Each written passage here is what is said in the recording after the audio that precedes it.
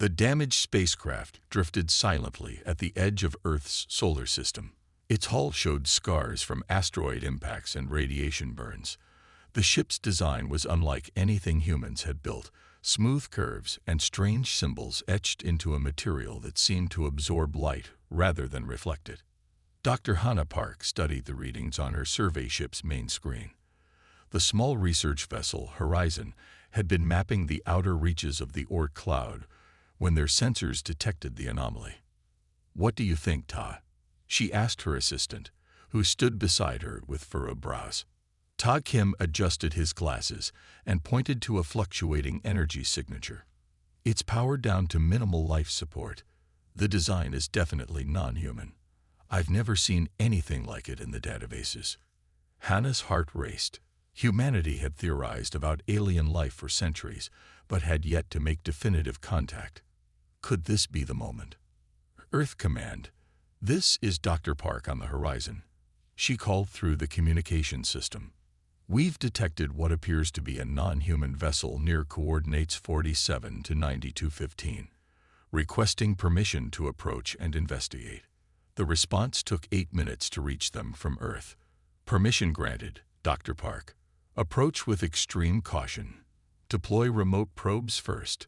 Keep communications open." Hannah and her small crew of 4 scientists moved their ship closer to the alien craft. They sent small drones to circle the vessel, capturing images and scanning for hazards. "There's an entry point," reported Minho, their engineering specialist. "Looks like a damaged airlock. And wait, I'm detecting a life sign inside. Very faint, but it's there." "A life sign," Hannah repeated, her voice barely above a whisper. "Are you sure?" "Positive," Minho confirmed. "One occupant. Life signs are stable but weak." Hannah made her decision. "Ta, Minho, suit up. We're going to attempt contact." 20 minutes later, the 3 scientists floated in their spacesuits toward the damaged craft. Their magnetic boots connected with the alien hull with gentle thuds. Minho worked on the damaged airlock while Tai scanned for any signs of danger. "The atmosphere inside is breathable," Tay reported. "Slightly higher oxygen content than Earth normal, but safe for us." The airlock finally opened with a hiss of escaping air. Their helmet lights cut through the darkness inside, revealing a small control room with strange curved panels. And there, slumped in what appeared to be a pilot's seat, was a being unlike anything they had ever seen. The creature was humanoid but clearly alien, slender with limbs slightly longer than a human's would be. Its skin was a pale blue that seemed to pulse with very faint internal light, like gentle waves of bioluminescence. It had no hair, and its face featured large, almond-shaped eyes that were currently closed. As their lights fell upon it, the being stirred. The pulses of light beneath its skin quickened. Its eyes opened, revealing irises of deep violet that caught the light in an unusual way. She's alive," Hannah whispered, somehow sensing the being was female. The alien looked at them without fear. She seemed almost relieved. Her hand moved to a device on her wrist, and suddenly a soft voice came from it, speaking in broken English. "Help found." Finally, Hannah moved closer, keeping her movements slow and non-threatening. "We're humans from Earth. We want to help you. Are you injured?" The alien touched her device again, and this time the translation came through more clearly. "Not injured. Ship damage. Low power. I am Nera of the Luminary." Over the next few hours, as they carefully transferred Nera to the Horizon's medical bay, an incredible story unfolded. The translation device improved rapidly as it processed more of their language, allowing Nara to communicate with increasing clarity. "My people are facing extinction," she explained while Dr. Seo, their medical officer, ran gentle scans over her body. "Our genetic code is degrading with each generation, a mutation we cannot repair." "Your entire species?" Hannah asked, struggling to comprehend the scale of such a tragedy. Nera's skin dimmed slightly, the pulses of light becoming slower. They were beginning to understand that these light patterns reflected her emotional state. Yes, once we were millions, spread across 3 worlds. Now fewer than 1,000 remain, and no children have been born healthy in 7 cycles. I am the last explorer, sent to find help. And you came all this way to Earth. How did you even know about us? Tai asked. We have observed many species. Yours is young but different. The lights beneath Nera's skin formed beautiful patterns as she spoke. Most intelligent species expand by conquest. Humans try to preserve, protect. Even on your own world, you fight to save other species from extinction. Hana was transfixed by Nera's gentle luminescence. That's why you came to us. Because we run conservation programs. Yes, my ship carries the genetic library of my people. All our knowledge, culture, history, and samples that could potentially save us. Nera's large eyes studied them hopefully. If you are willing. Minho, who had been quiet until now, spoke up. What exactly are you asking us to do? Nera sat up slowly on the medical bed. Her movements were graceful despite her obvious exhaustion. Our scientists discovered that luminary genetic material might be compatible with several species, including humans. We need help to create a new generation that carries our essential traits. Not purely luminary, but enough that we do not vanish completely from the universe. Silence fell over the room as the humans processed what she was suggesting. It was Hana who finally spoke. This is bigger than our small research team can decide. We need to take you to Earth, to our leaders and scientists. This will require careful thought and discussion. Nera nodded, the lights beneath her skin forming slow, peaceful waves. I understand. I have searched 12 systems over 20 of your years to find help. I can wait a little longer. As the horizon changed course for Earth, Hana stayed in the medical bay, asking Nera about her world, her people. The alien showed her holographic images of the luminary homeworld, a place of stunning beauty where the inhabitants themselves were part of the planet's ecosystem, their bioluminescence nurturing other life forms. We seek harmony, not dominance, Nera explained. That is what we fear losing most, not just our bodies, but our way of seeing the universe. Hana watched the lights pulse beneath Nera's skin and made a silent promise. Somehow, the light of the luminary would not be allowed to fade from the universe. The horizon landed at the Seoul Xenobiology Institute under heavy security. News of the alien visitor had been kept secret, but rumors spread quickly through the scientific community. Dr. Hana Park walked beside Nera as they entered the facility, noticing how the alien skin glowed brighter in the sunlight. Are you comfortable? Hana asked, concerned about Earth's gravity and atmosphere.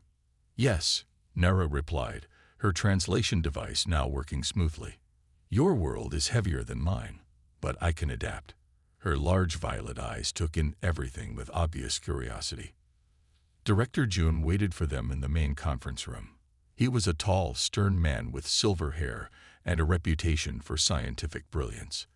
His expression remained neutral as Nera entered, but Hana noticed his hands tighten slightly on the table edge. Welcome to Earth, he said formally. I've reviewed Dr. Park's preliminary report, but I'd like to hear directly from you about your situation. Nera sat in the specially designed chair they had prepared for her more slender frame. Thank you for receiving me. My journey has been long.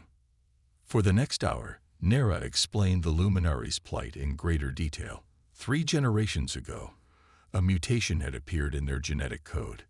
Each new generation was born weaker, with diminished bioluminescent abilities. Their scientists had tried everything to reverse the degradation, but nothing worked. Our ability to connect with living systems is fading, Nera explained as patterns of light rippled beneath her blue skin.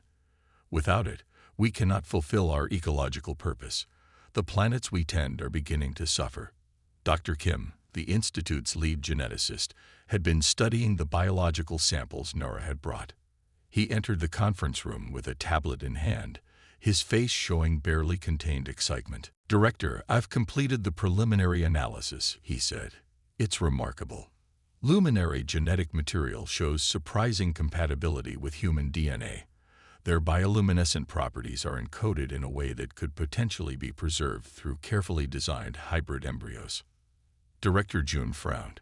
You're suggesting we create human luminary hybrids. This crosses significant ethical boundaries.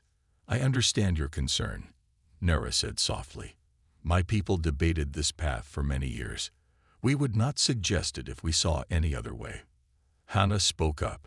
We preserve endangered species on Earth all the time, sometimes through assisted reproduction or even genetic intervention. Those are Earth species, Director June countered. Part of our own ecosystem. This is entirely different. He stood and paced the room. The Global Ethics Committee will need to review this thoroughly. I cannot make this decision alone. Within days, the committee was convened.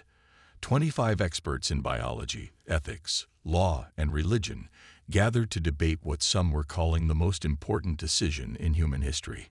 Dr. Park presented the scientific findings, showing how a program to create viable hybrid children could work. They would be partly human, partly luminary, she explained. They would carry the essential traits of both species. The debate quickly turned heated. Some committee members saw it as humanity's duty to help preserve a dying species. Others warned against interfering in what might be a natural extinction event. Who are we to play God? Asked Professor Lee, a religious scholar. Perhaps the luminary's time has naturally come to an end. That's a convenient philosophy when it's not your species facing extinction. Dr. Santos, a conservation biologist, fired back. If an advanced alien civilization had found humans on the brink of extinction, wouldn't we want them to help us? Security footage of the discussions leaked to the public. Soon, protests formed outside the institute. Some people carried signs welcoming Nara and supporting the hybrid program. Others demanded she leave Earth, fearing contamination or religious objections to alien hybridization. Inside her carefully controlled quarters, Nara watched the news with Hannah. Your people are divided, she observed. This is not surprising. It is a great thing to ask. Humans often fear what we don't understand, Hannah admitted, but many support helping you. After 3 weeks of debate, the committee called Nara to speak. She entered the chamber alone, her slender form seeming fragile under the harsh lights. The room fell silent as she took her place at the podium. I have listened to your debates, she began, her translator now perfectly conveying her words. I understand your fears and your doubts. My people once faced similar questions when we discovered other species in need. The patterns of light beneath her skin formed complex, beautiful waves that held the committee transfixed. I don't ask for my exact species to continue unchanged, she continued with quiet dignity. The luminary, as we were, may indeed be reaching our natural end. I ask only that what made us special, our harmony with living systems, not be lost from the universe forever. She held up her hand, and the bioluminescence concentrated there, creating a small glowing sphere. This light helped heal ecosystems on 12 worlds. It nurtured plants that could not grow alone. It balanced atmospheres and purified waters. Is this worth preserving, not just as scientific knowledge, but as living wisdom? The room remained silent when she finished speaking. Even her strongest opponents seemed moved by her words. That evening, Hannah found Nara in the Institute's garden, her skin glowing softly in the darkness. Plants seemed to lean toward her, responding to her light. You spoke beautifully today, Hannah said, sitting beside her. Did I help our cause? Nara asked. I think so, but the committee still seems divided. Nara nodded slowly. On my world, we believe that understanding comes through connection. She hesitated, then held out her hand. May I show you something? Curious, Hannah placed her hand in Nara's. Immediately, a warm sensation spread up her arm. The bioluminescence from Nara's skin seemed to flow between them, creating patterns where their hands met. Suddenly, Hannah felt it, a profound sense of connection, not just to Nara, but to the plants around them, the soil beneath them, the air they breathed. For a brief moment, she experienced the world as a luminary did, as an interconnected web of life, where each part affected all others. When Nara withdrew her hand, tears were streaming down Hannah's face. "That's how you see everything," she whispered. "Yes, that is what will be lost if we fail." Meanwhile, Dr. Hyun made a breakthrough. He had been studying the genetic samples Nora provided, focusing on the genes responsible for bioluminescence and ecological connection. "I think these genes could be adapted to help Earth plants," he announced during a research meeting. "If we could give key plant species even a fraction of the luminary's ability to purify soil and water, we could accelerate ecosystem recovery enormously." He showed them computer models of how modified bamboo forests could absorb carbon from the atmosphere 5 times faster than normal, how adapted algae could clean polluted waters in weeks rather than years. Luminary genetic technology could help reverse climate damage on Earth, he concluded. This could be the solution we've been searching for. Word of his discovery spread quickly through the Institute and to the Ethics Committee. The human researchers were beginning to see that helping the luminary might help Earth as well. One evening, Hannah found Nara in the greenhouse, surrounded by plants that seemed to lean toward her light. "Your people have been watching the committee meetings," Nara said without turning around. "They are still divided." "Yes, but Dr. Hyun's discovery is changing minds," Hannah replied. "People are starting to see the potential benefits of a partnership." "Partnership," Nara repeated thoughtfully. "Not just us asking for help, but offering something in return." "Exactly. Your knowledge could save ecosystems across Earth." They stayed up late that night, drafting a formal proposal. It outlined a simple exchange. Humans would help preserve key luminary genetic heritage, while the luminary would share their ecological knowledge and technology. The next morning, they presented their idea to Director Jun. To their surprise, he nodded approvingly. "This addresses many of the committee's concerns," he said. "It transforms the relationship from one of charity to mutual benefit." Within days, the proposal was refined and expanded. Scientists from different fields contributed ideas about how luminary knowledge could be applied to Earth's environmental challenges. Dr. Park and Nara presented the revised plan to the Ethics Committee. As they spoke, Hannah noticed how they had begun to mirror each other's speech patterns and gestures. Their partnership had grown into something deeper, a true cultural exchange. "We propose a program with 3 main components," Hannah explained. "First, genetic preservation of key luminary traits through carefully designed hybrid embryos. Second, transfer of luminary ecological knowledge to human scientists. Third, collaborative research to apply this knowledge to Earth's environmental challenges." Nara stepped forward, her skin glowing with steady, confident light. "Our 2 species evolved on different worlds, but we share a fundamental understanding. Life is precious and interconnected. Together, we can preserve what is best about both our worlds." The committee voted the next day.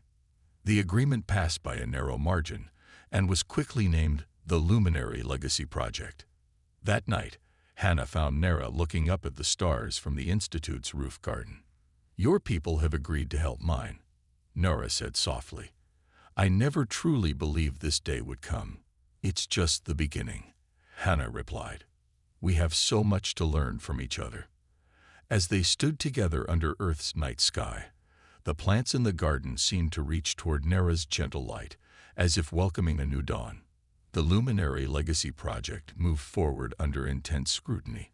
The world watched as teams of scientists, ethicists, and government officials worked together on this unprecedented collaboration. A special facility was built just outside Seoul, a gleaming white structure surrounded by carefully designed gardens and experimental farming plots. Dr. Jin, Korea's leading geneticist, led the team responsible for creating viable hybrid embryos. She was a quiet woman with steady hands and a brilliant mind. Day and night, she studied the luminary genetic samples Nara had brought to Earth. "The challenge," she explained during one team meeting, "is preserving the bioluminescent abilities while ensuring the children will be healthy." We need to maintain the genetic sequences that allow for ecosystem connection without compromising human biological systems. Nara spent hours in the lab with Dr. Jin, explaining how luminary genetics worked. She would place her hands over samples, and her inner light would pulse in specific patterns, somehow communicating with the cellular material. Our genes respond to intention, Nara explained. It is difficult to describe in human terms, but we can guide genetic expression through focused thought. Dr. Park watched their work with growing excitement. After 3 months of intensive research, Dr. Jin announced a breakthrough. We've developed a method to create embryos with essential luminary traits using voluntary human genetic donors, she told the project board. The hybrid embryos show stability in simulations. We're ready to proceed to the next phase. Finding suitable human donors was easier than expected. Thousands volunteered after learning about the project, inspired by the possibility of helping save another species while potentially gaining knowledge to heal Earth's environment. 5 women were carefully selected as surrogates, all scientists who understood the risks and importance of the project. The embryo transfer procedures were performed on a clear spring morning, with Nara present to provide her gentle luminescence throughout the process. The pregnancies were closely monitored. The women experienced few complications, though doctors noted unusual patterns on ultrasound scans, tiny points of light visible within the developing fetuses. 9 months later, in a specially designed birthing center, the first 5 luminary human children were born within hours of each other. The medical team fell silent as they saw the babies for the first time. The infants appeared mostly human, with slightly larger eyes and more delicate features. Their skin was pale with a faint bluish tint. But what made everyone catch their breath was the subtle patterns of light that moved beneath their skin when they cried or seemed content. A gentle, pulsing glow that responded to their emotions and environment. Nara was invited to see the newborns once they were stable. Dr. Park accompanied her to the nursery, watching her friend's reaction carefully. Nara approached the clear bassinet slowly, her own luminescence dimmed as if in reverence. When she saw the first child, a girl with wisps of dark hair and skin that glowed faintly in the dimmed room, Nara's composure broke. Tears slid down her blue cheeks, catching the light in crystal patterns. "They carry our light," she whispered, placing one long-fingered hand near the baby. The infant's glow seemed to respond, pulsing in rhythm with Nara's own. Dr. Park put her arm around Nara's shoulders. "Your people will live on through them." The 5 surrogate mothers had all agreed to raise the children they carried, with ongoing support from the project.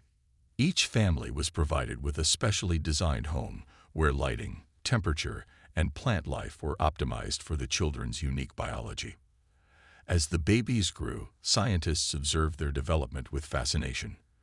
By 6 months, they could deliberately control their bioluminescence, using it to communicate their needs before they could speak.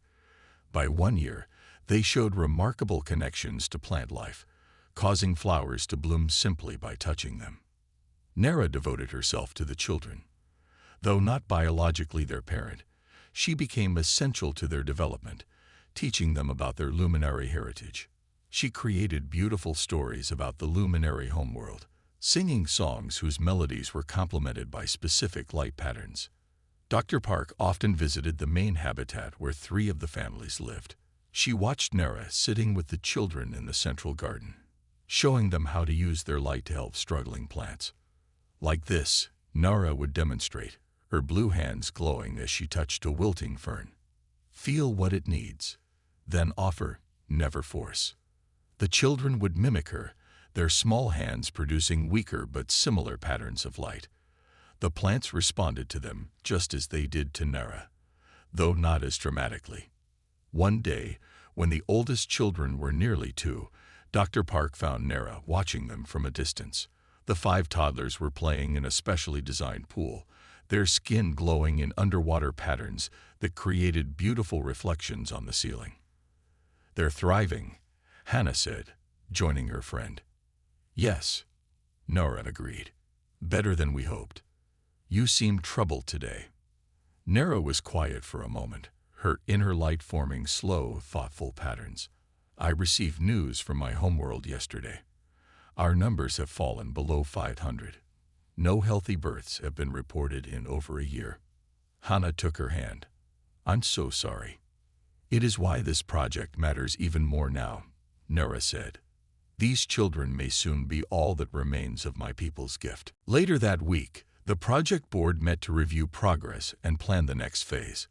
The success of the first 5 children had led to approval for a larger cohort, with 20 new hybrid embryos ready for implantation. Dr. Jin presented the latest genetic analyses. The children show stable integration of luminary genes. Their bioluminescent abilities are approximately 40% as strong as a full luminary, but this appears sufficient for ecological interaction. Dr. Hyun shared how the children's abilities were already being studied for environmental applications. "Even at this young age, they can help us identify sick plants before visible symptoms appear.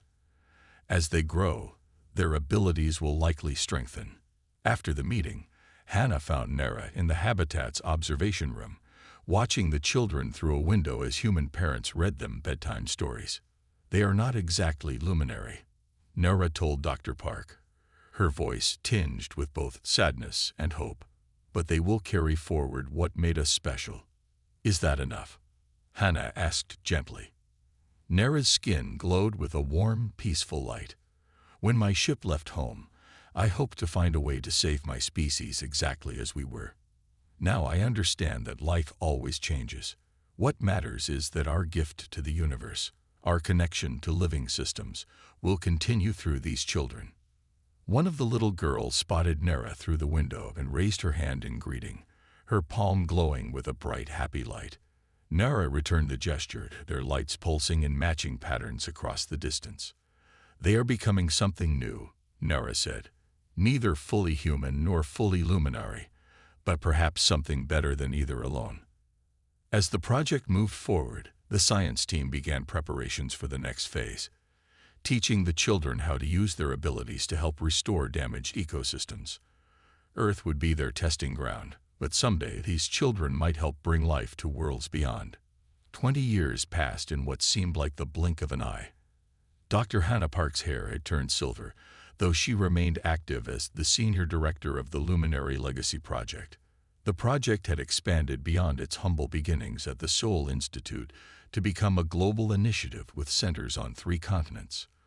The luminary human community had grown to over 200 individuals. They called themselves the Lumina, a name they had chosen together when the first generation reached adolescence.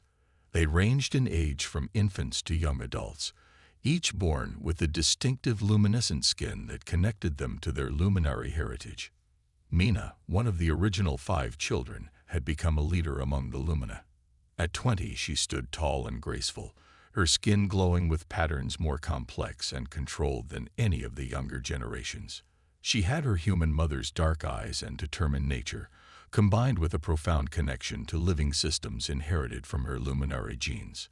The Mars Colonial Initiative had specifically requested Mina's help for their troubled biodome project. After 5 years of conventional terraforming attempts, the Martian soil remained stubbornly hostile to Earth plants. The red planet's thin atmosphere glowed through the massive dome as Mina knelt in the rusty soil. Around her stood scientists and colonial administrators, watching with a mixture of hope and skepticism. Most had never seen a Lumina work in person. "The soil here is not dead," Mina explained, her hands hovering just above the reddish dust. "It sleeps very deeply, but there are microorganisms present." Her skin began to glow with increasing brightness, the light forming precise, flowing patterns that seemed to sink into the ground beneath her hands. The scientists' instruments recorded a surge of energy that their equipment could detect but not fully analyze. For 10 minutes, Mina remained perfectly still, her light pulsing in rhythms that made some of the watching humans feel strangely emotional, though they couldn't explain why. When she finally stood, sweat beaded on her forehead, but she was smiling. "Try planting now," she said. "Start with the lichen specimens, then the modified algae." Colonial Administrator De, a skeptic who had opposed bringing Illumina to Mars, stepped forward with a container of lichen. He carefully placed it on the treated soil, expecting nothing to happen. Within minutes, the lichen began to spread visibly, its tendrils reaching out across the soil with unnatural speed. The scientists rushed to their instruments, calling out readings in excited voices. Incredible nitrogen fixation rates. Microbial activity increased by 400%. Soil structure is actually changing at the molecular level. Administrator Dai stared at Mina in disbelief. One touch from Mina does what would take our equipment months, he marveled. Perhaps years. Back on Earth, Dr. Park shared video of Mina's success with Nera. The last surviving luminary had aged significantly over the 2 decades. Her once vibrant blue skin had faded to a pale azure, and the luminescence that had once flowed strongly now flickered like a candle in the wind. She watched from her wheelchair in the special habitat that had been her home for 20 years. "She has surpassed what I could do at my strongest," Nera said, her voice thin but filled with pride. "The human adaptability combined with our light has created something new." Hannah sat beside her old friend, noticing how Nera's hands trembled slightly.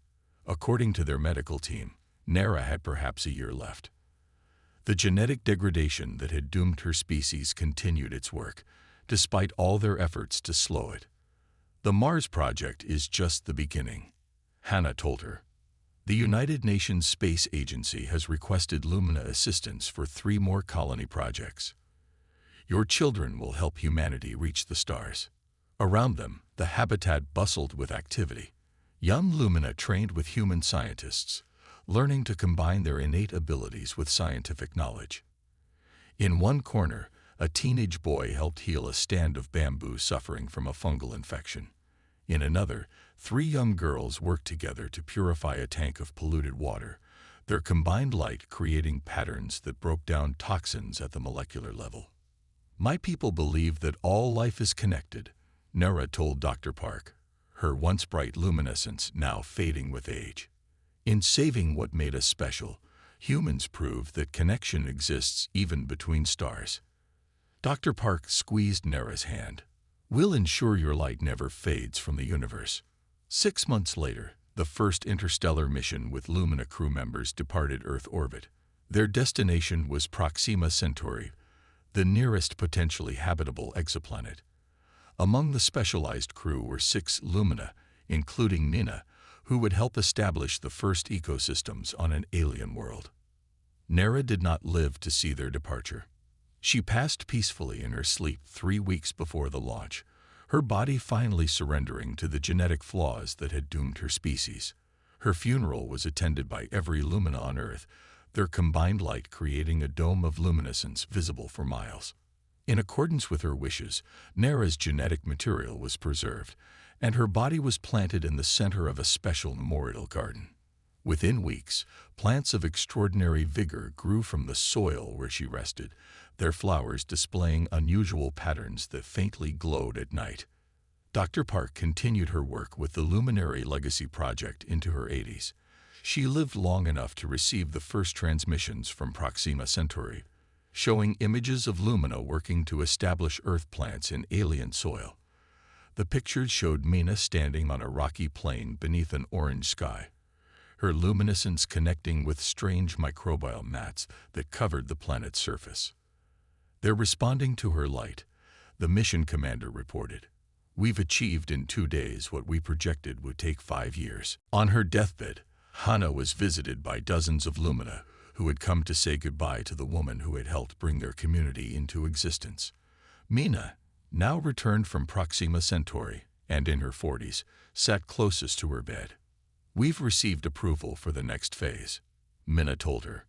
10 new colony worlds, with Lumina taking lead roles in ecosystem design. "We're adapting plants to work with alien soil biology faster than anyone thought possible." Hannah smiled weakly. "Nera would be so proud."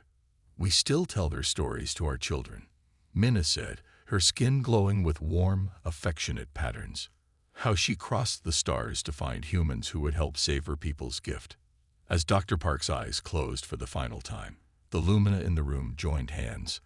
Their combined light created patterns that seemed to lift and swirl around her bed.